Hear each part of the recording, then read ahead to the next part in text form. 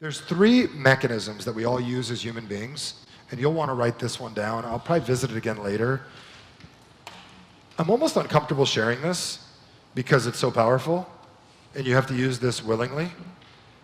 There are three techniques that we use to market, to sell, to control environments, and where I found this conversation was in a book on people with psychological differences than us. Like, how many of you ever dealt with difficult people? Okay. This is what difficult people do that you can use to your advantage and also shield yourself against it. So like Robert Cialdini covers his like 6 ways to influence. This stuff's fantastic. What I'm about to share with you right now is so powerful.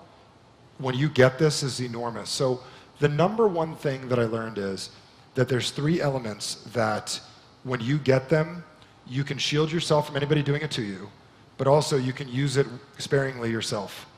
Number one way that we control another human being, even my daughter, my kids, my family, my mom, everybody, we all do it to each other, is a little something called fear. Fear is a big, big mechanism. Am I right, everyone? See, that thing you're dealing with right there, it's fear. That thing with like, what if I say that thing to her or him about the sister, and what if I actually say that? Fear. Attorneys, I mean, a lot of your business model is built on fear. You could, am I right? When you push the fear button is huge. Push the fear button on another person. Jim Jones used fear. How many of you understand that? You can leave, but you can't come back. Fear. Religions, a lot of them can use stuff in a really powerful way. You want to learn really powerful influence? Learn how to use fear at the right time. Number 2, obligation. The whole issue with the sister is obligation. Most people stay in a job they don't want to be in because they feel what? Obligated. Do you know that you can actually get someone obligated so simply by going, the fact that you've watched this video so long and you've spent the time to be here says something about somebody like you. You're a person that follows through, and you don't want to change that, do you? You have just invoked fear and a level of obligation. How many of you understand that? Fear, obligation. These are 2 very, very, very powerful things. The last G is the word G is guilt. And fog is the term and the analogy. I read this in a book. But guilt, these are really powerful techniques that you can use where you can, the sister is using it. The sister goes, but I'm your sister. You should buy for me. Fear of what Thanksgiving is going to be like. Obligation, you're my sister, and guilt that I don't want to feel guilty.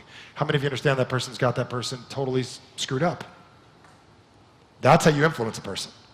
Fear, obligation, and guilt at the right levels. Now, you don't want to make someone feel guilty. You can make them feel guilty for not doing it.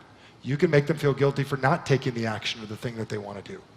So the reason I'm saying this right now, I don't want to scare any of you with, you all already do this to yourself.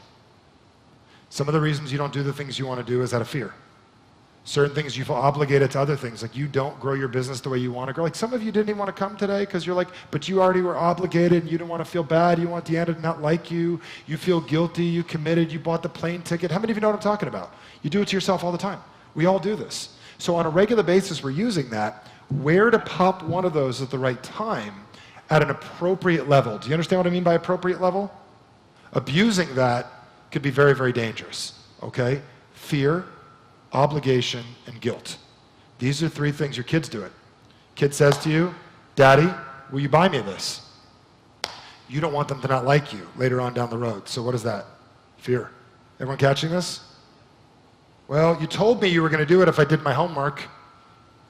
Obligation. And then you feel guilty. And then you're buying something you don't want to buy. The kids learn it at a very young age. We do this all the time. Our whole society is built on this thing, and the level of it you play. Now, granted, if you want to be like, I mean, the mafia was built on this. Fear, obligation, don't make a mistake. For yourself, you guys have the ability to do this as well. Any thoughts on that? How many of you find that fascinating? Okay, that's powerful, isn't it? Okay, very good. To assist someone in making a new decision, you must gain their attention and steer their direction.